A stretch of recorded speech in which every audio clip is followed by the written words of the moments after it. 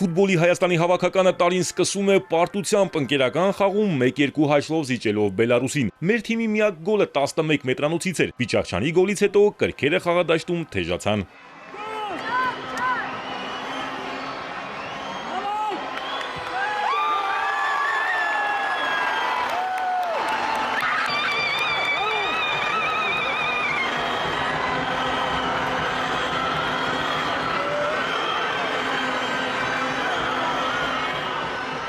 Հավաքականի մարշի համար սա նաև փորձարկումների խաղ էր։ Մոտ 1 տասնյակ նոր ֆուտբոլիստ մտավ խաղադաշտ։ Հանդիպումը դեբյուտային էր Սանդերլենդի երիտասարդ հարձակվող Ֆին Գերագուսյանի համար, որը աչքի ընկնելու հրաշալի պահը չկարողացավ օգտագործել։ Սանդերլենդը շնորհավորել է իր սանին հավաքականում նորամուտի խաղի համար։ Եղան նաև տակտիկական ու դիրքային փոփոխություններ, բայց մեծ հաշվով մեր թիմի խաղը դրական փոփոխության չէր ենթարկվել։ Այսուհանդերձ մարշի խոսքով իր պլանը աշխատում էր։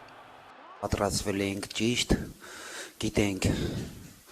ինչի է ընդունակ այս թիմը, կարողացել ենք շատ հարցերում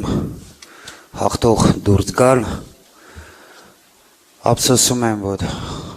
այդ երկու մոմենտը, որը մեր տղեկը պիտի ավելի շատ բնավորություն ցույց տային մենա պայքարի մեջ, այդտեղ պարտվեցինք, ընդհանուր առմամբ սխեման փոխել ենք, սխեման աշխատում էր և պաշտպանությունը ճիշտ էին խաղում մերոնք, մեր թիմը և հարձակման գծում էլ։ Ուղղակի երևաց Սպերցյանի տեղը, երևաց այսօր, որ որակի հարց ունենք, դուք էլ նկատեցիք, որ 10-ից 15 հարված ու սաղ վերև,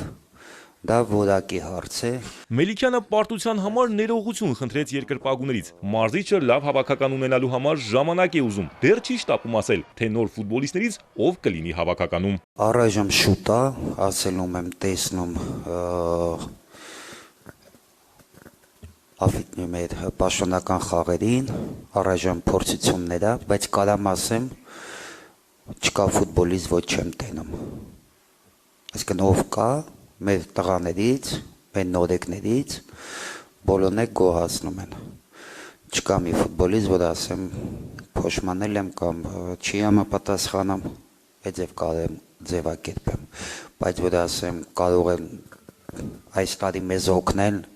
բոլոր նորեկները, առայժմ շուտ է։ Մելիքյանը նաև նշեց, որ այս խաղում Բելարուսի բախտը բերեց։ Այս մտքին հակադարձելով մրցակցի մարզիչն ասաց, որ բախտը ուժեղին է ժպտում։ Գոնչարենկոն նաև խոսեց Կիպրոսի հավաքականի մասին, որը մեր առաջիկա մրցակիցն է։